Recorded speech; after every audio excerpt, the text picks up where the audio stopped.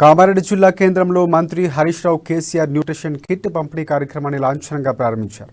ఈ సందర్భంగా తెలంగాణ ప్రభుత్వం మహిళల రక్షణకు పెద్దపీట వేస్తుందన్నారు ఆయన. గర్భిణీ స్త్రీలకు రాష్ట్ర ప్రభుత్వం తోడ్పాటును అందిస్తుందన్నారు.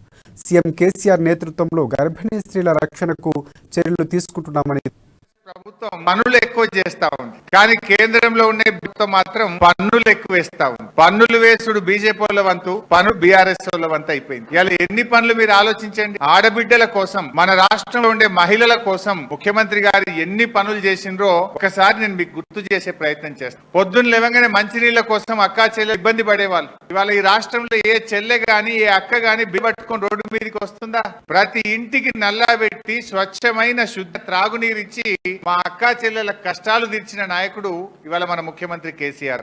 అంతటితోనే అయిందా? అయిన తర్వాత తల్లిని బిడ్డను అమ్మఒడి వాహనంలో తీసుకువెళ్లి ఇంటి దగ్గర దించే కార్యక్రమం కూడా చేస్తా ఉన్నాం. అంటే ఇది ఒక తల్లిలాగా, ఒక తండ్రిలాగా మన కేసీఆర్ గారు పేదల కోసం ఆలోచించే నాయకుడు మన ముఖ్యమంత్రి కేసీఆర్ గారు. ఇవాళ మీరు కేసీఆర్ గారి